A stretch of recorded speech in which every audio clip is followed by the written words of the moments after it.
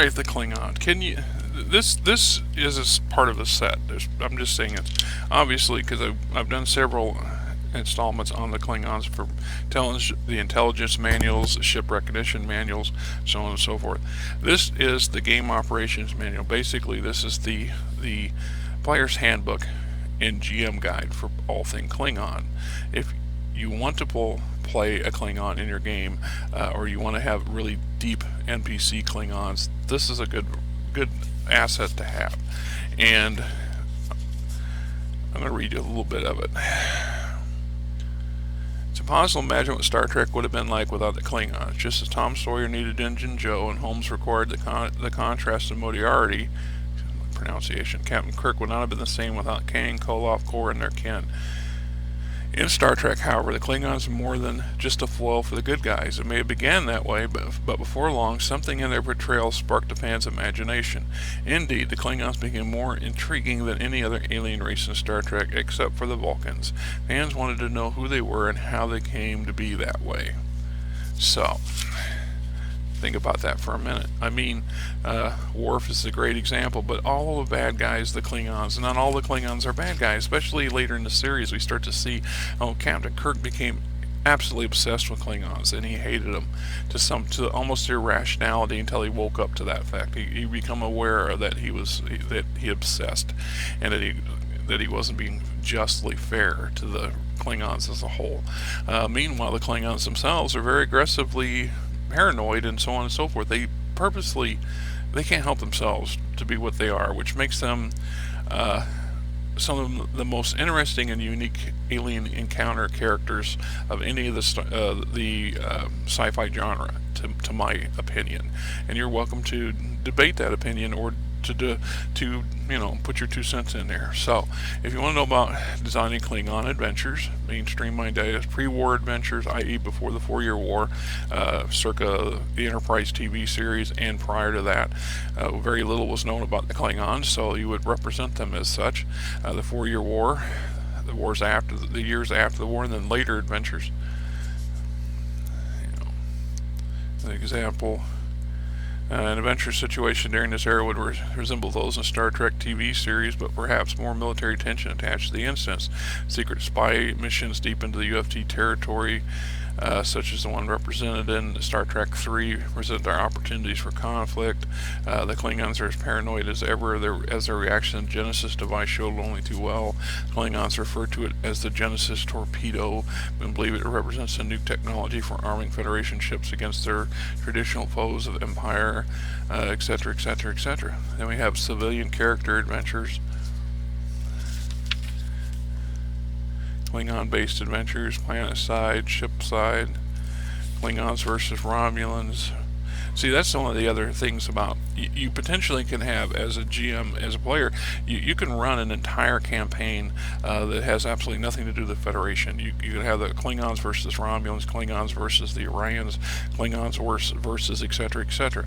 And so having this reference material makes for some much more interesting and convoluted Star Trek adventures than what you would have following your traditional Federation rules heavy and polite face forward kind of scenario.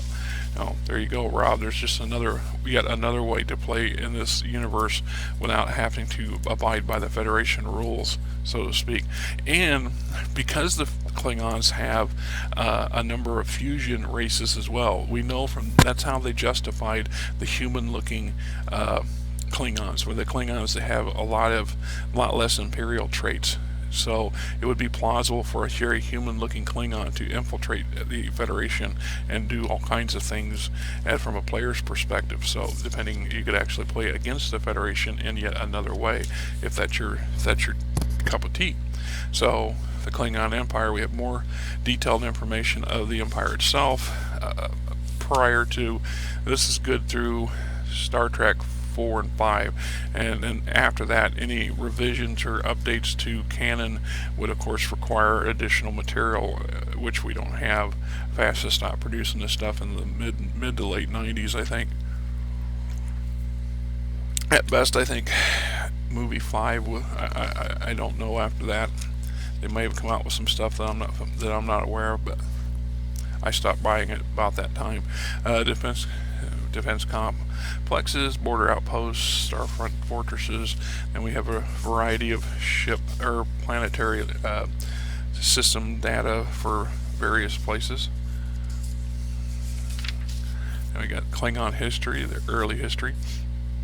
The Klingons are one of the few humanoid races in the vicinity of Earth that are not considered tied in.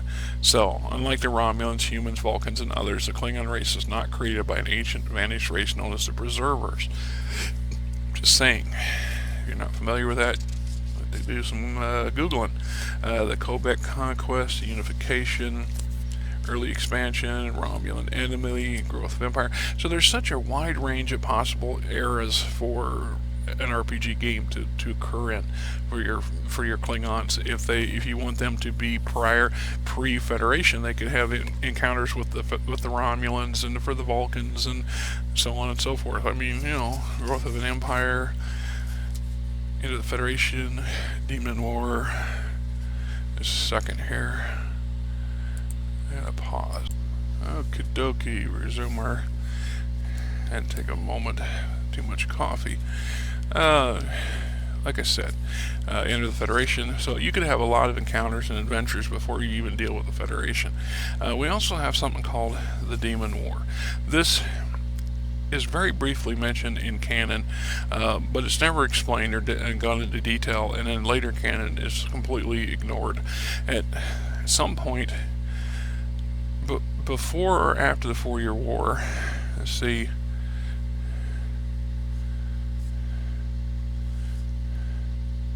After the 4-Year War, the Klingons withdrew. It seemed like they disappeared from the border. Except for they're patrolling their border heavily and keeping a wary eye on the Federation, they seem to be busy with something else, and that's because they encountered another alien race on their coreward side, the opposite side of the Federation, and they've more or less found their expansion in that generation completely checked and brought to a standstill because they ran into this race that they called the demons, and because for good reason. These were highly complement. They were technically advanced race of very aggressive individuals who fought without quarter and couldn't be reasoned with, and they basically fought the Klingons to a standstill and prevented any future expansion in that direction. And they called it the Demon War. So there's some information on that. Later in the canon, they dismissed it, or it just never comes up again.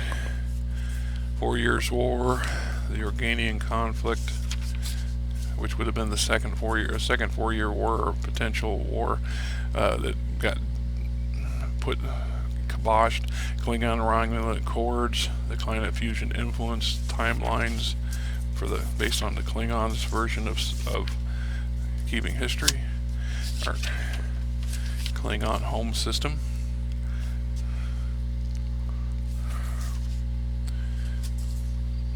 Interstellar relations, the Federation of Planets, the Organian conflict, Romulan Star Empire, current imperial Klingon states, Orion colonies, Corn Lance, the Kinshaya.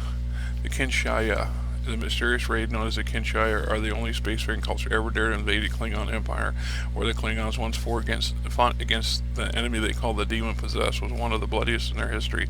Despite this, the Klingons still know precious little about this implacable enemy, not even the location of the home planets. That's the critters that the race of Yahoos they were fighting against, that put them basically blocked all advance further toward the core. Klingon peoples, genetic engineering, the Imperial Klingons, fusion races.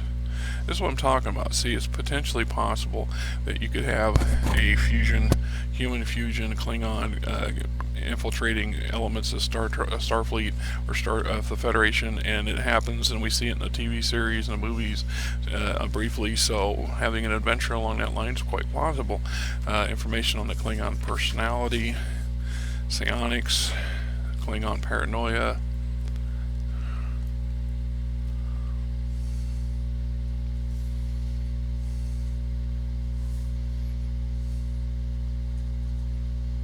See, here you go. Remember, the Klingon paranoia works against anything that endangers the status quo.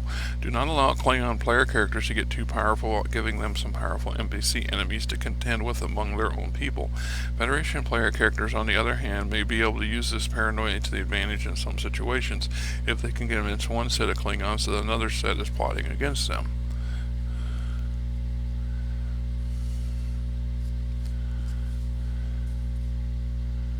As with genetics and psionics, the Klingon government will investigate any development in scientific knowledge that might give one group of Klingons any political or military advantage over others. Klingons trust no one, especially not other Klingons. The Imperial government, therefore, tightly controls all scientific research. This means, of course, that every major family line has its own secret research efforts going on anyway. After all, no one wants the Imperial household to have too much power either. For this reason, one line may create and control many developments in weapons research and battlefield medicine for a time, till spies from rival lines reveal the secret and make use of it themselves. This is all part of the FASA, or the Great Game, that maintains the balance of power in the Empire. It just makes for some very interesting dynamics from a game perspective. Your Klingon religion, myth, and legend. And then here's the FASA, the Great Game. To understand Klingon society, the concept of the FASA is essential. The Klingonese word za means game, and specifically a game of combat. Thus, Klinza, the Klingon game, a chess-like contest that pits two players in a three-dimensional simulation of combat. Like our own chess, there are many variations, including some using Klingon warriors as playing pieces that actually do combat to stun or kill. The great masters of Klinza command much respect. So, it's not just a game, but it is a way of life. The government, Imperial Intelligence, the Emperor, Imperial Council, Imperial Hands, Klingon Armed Forces, the command structure, various ship designs. Like I said, makes good sense, right? Just an expansion on that. And like I've said in a previous video or two, if you think, one of the biggest problems I had as a game master trying to play Star Trek, and as a player, some of the problems I had playing Star Trek was that the dynamics of the game are quite different from a lot of other types of games similar to it. And there's so many possibilities for wheels inside of wheels and layers of material and stuff like this, that when we look at the way the traditional away team is set up, you look at the TV series, Captain Picard or Captain Kirk or Captain Janeway, whatever, are not supposed to actually leave the ship. They're supposed to stay in charge of the ship and send junior officers on away teams and missions and things like this. And yet, time and time again, they choose to ignore that rule. And I think Lieutenant Savic's one that said that quoted that rule, that regulation, but Kirk kind of made light of it. So, as a player, as a GM, if you have a handful of players as senior officers in control of a heavy cruiser with all the resources and firepower and personnel under their command, having them running around doing Buck Rogers like Buckaroo Banzai stuff is a bit more problematic. It can cause problems. And then there's the possibility that the players themselves don't interact and as well as they ought to in that scenario. If one person's the captain, he's the captain or she's the captain. And if she's an order, then everybody's supposed to comply to that order. And if they don't, and they keep violating that on a regular basis, especially in front of other crew, it's detrimental to the command structure, etc., etc., etc. My solution to that was one of two possible scenarios. The first scenario was they were still members of a crew of a big starship, i.e. the Enterprise, but they were junior officers and junior personnel. So they were issued orders from the senior people who are NPCs, i.e. the GM, and they go away and do the away mission. They go on whatever adventures there are, and then they report back. And if they need to call on resources, they can request resources, which might be denied for one reason or another. There might be a bigger thing going on that they're not aware of. They just, if they need rescuing, there's always options. The second, number two, the second method, which seemed to be probably as playable, if not more playable than number one, is to put them on a much smaller vessel. This is something you don't see in the TV series, but if you look into and you got to know that they're there in the TV series. There's hundreds of different types of ships and classes of ships. We don't have heavy cruisers and not have light cruisers. We don't have heavy cruisers and not have destroyers. So they have escort vessels, they have scout ships.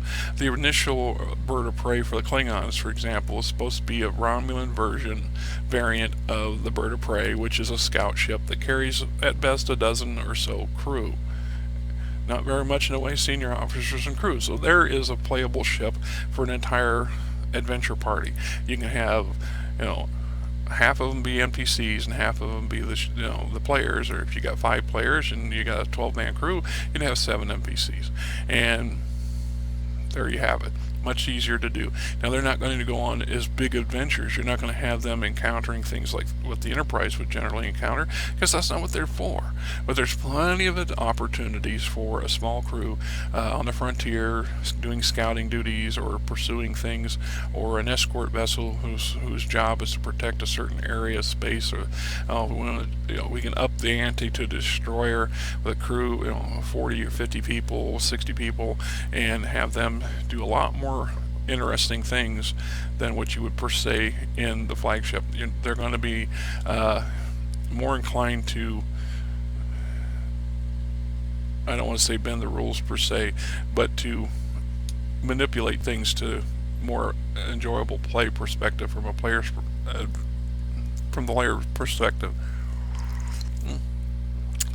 Just my opinion on that, right? So back to the review. Alright, so we have Imperial Marines creating creating Klingon player characters. So this is the section on how to do that and the modifiers that you use based off of the original stuff, racial modifiers, bonus points,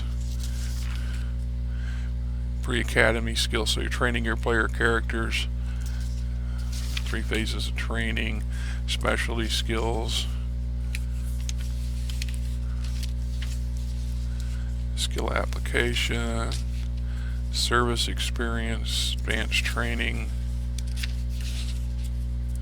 You may or not see it, but this was a section of been pretty heavily used because the pages are wanting to come out. Combat statistics. Yeah, something about the Star Trek, like most early FASA games, uses the percentile system of the D100 system, and it's actually a fairly simple system to use. I hear a lot of negative flack about it from people who, I just don't like it because there's so many numbers, and I argue that, look, you name your system, right? You found the D20 system. Take your D20 times 5 and you got your D100. The system is a reverse. I've always said that if you don't like your D100 system, cut it by 5. Everything's divisible division by 5. So instead of rolling a D100, you're just going to roll a D20. Instead of having a 20 modifier, you're going to have a plus 4 modifier, or a negative 4 modifier. It's actually very basic and simple. It's just however you want to look at it. So, game mastering for Klingon adventures, hints for play, starship encounters. This is something that I like.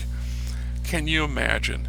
This is what you do if you're looking for an adventure for your players and you're struggling. You take any TV episode of Star Trek from any version and remove the Starfleet captain and crew and ship from the scenario and replace it with a Klingon ship, a Klingon crew, and a Klingon captain, and see how it happens, and see what happens. So, if you look at the very initial first episode of Star Trek Next Generation, that was a decision at Farpoint, or encounter at Farpoint. So you imagine, instead of the Enterprise rushing in and dealing with this situation, a Klingon battlecruiser showing up with its captain and crew, its paranoid captain and its distrustful crew and aggressive tendencies to deal with this spacefaring entity and all the stuff, the politics that are going on around it on the surface of the planet and the system. So how much different things would turn out, or how would they handle that scenario if it was the other way around. The trouble with triples. What if this took place on a Klingon supply station, and the Klingons, oh, we'll just eradicate them? It doesn't quite turn out as simple as that, does it? Just the opportunity, right? Imperial Klingon Imperial policy, starship encounters, the paranoia factor. That's an interesting thing to touch on. On most Klingon vessels, the relationship between officers and crew is radically different than on Starfleet vessels. Klingons tend to move around to many ships, especially as junior officers. This is due to both ambition of junior officers and the paranoia of high command, who prefer not to let the popular or crafty officer get too much of a toehold in the hierarchy. As the campaign begins, it is unlikely Klingon player characters will have had time to develop much trust or loyalty among their own crew. As Klingon officers serve under the shadow of doubt, this aura of suspicion is crucial to the tone of the campaign. Junior officers are always waiting for chances to supplement their superiors, will sometimes even plot their downfall. As if danger from the down ranks is not bad enough, a player character must also watch out from trouble from up ranks, where superior officers may decide that the junior officer is too efficient, too popular, or too clever, and so arrange an accident to remove him from the competition of their own position. Finally, the eyes and ears of Imperial security are everywhere. A Klingon player character can never be sure whether a quiet, unassuming NPC crewman is not secretly monitoring his conversations for Imperial security, etc., etc. Just makes for a very convoluted opportunity of gameplay. Different. Instead of everybody being buddies and friends as a player character group, everybody's in it for their own interest, and lots of opportunities for layered play. Plot thickens, judging ground action, and then of course some judging equipment, personal equipment, Klingon versions of certain things, which was touched on in the other book. Some designer notes.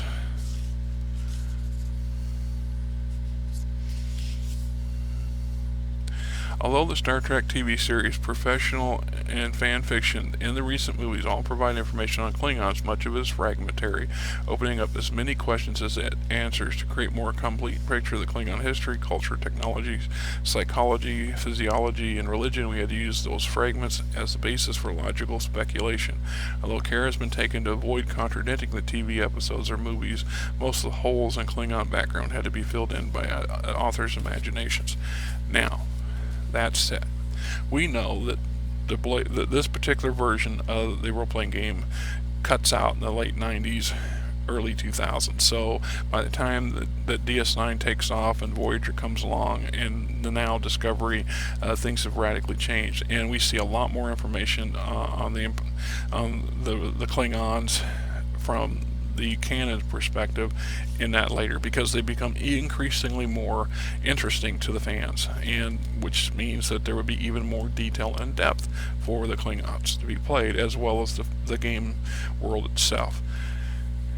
I would like to point out, and this is backed up, this very thing is backed up in actual real world stuff. If you go and look at the interviews and of some of the Star Trek writers and designers of the TV series and the movies, they'll tell you that they researched and they read and they accessed a lot of material from beta canon as well as existing canon, which I feel includes this. A lot of those writers played the game and or accessed this. You just literally have gobs and gobs and gobs. If you're a writer and you don't have, the time to have a huge Bible of stuff, but somebody comes up and throws down a pile of pre-made material, and this is just a portion of what's under my seat at the moment, of beta canon mixed with real canon, why would you not utilize it? And I know that they have. Some of them acknowledge that they have used all sources, including FASA's material and the novels. The novels are kind of different from the movie and TV series, because the novels are allowed to, in writing your imagination, you can expand on a lot of things that the budgets for special effects and the movies and TV series just doesn't allow for. So you have to take what's in the books more as beta canon, just like these. But these are all reference materials that those people created. So a lot of that later information builds on existing information that we see here, and without a doubt, it's enhanced and builds upon a very solid foundation. This is excellent material and still viable material. And if you can come up with more modern versions, I have yet to see the latest version of the Star Trek game. I have not played the online versions. I just don't have the money or time for those sort of things these days. It's like I said, it's expensive staying online using these things. It's really terribly expensive compared to having a home line, and I just can't use my time or my limited resources to play online games of that nature. I also have acknowledged my own personal issue on that. I mean, for those of you who've not experienced gaming addiction, then you probably don't or wouldn't understand. For some of you who really understand, and a lot of you have it and you don't understand it, so you blow it off. And I'm not here to judge, but I spent too many years. I dug into, especially the early days when the MMOs were the king. And if you know what that is, do your homework. And to my vivid imagination, those text-based games were some pretty awesome things. And later video games that come along just made it worse. It's easy to spend 10 hours a day, spend your entire weekend glued to your computer screen playing a video game and spending lots of money, lots and lots of money, before everything became flat rate. This has been early 90s, 92, 93. I broke my knee and had some surgery, but American Online before that was charging like $2 an hour or something like that to access it, and then it went flat rate. It was $9.99 or whatever it was, no, $29.99 or $29.95 a month for all the internet you could choke on. Prior to that, it cost you like $2 an hour to play. And on one month, I blew $800 on a phone bill to play a video game online. So, just saying, right? We didn't end up. Some of the reasons I had to go the long route to get a house was because of that sort of stuff and other addictions of the day. But that's neither here nor there. We're here for this great game system, also addictive in its own way. And if you ever want to play Klingons, here's a beginning way to do it. Till next time, this is the Fat Man saying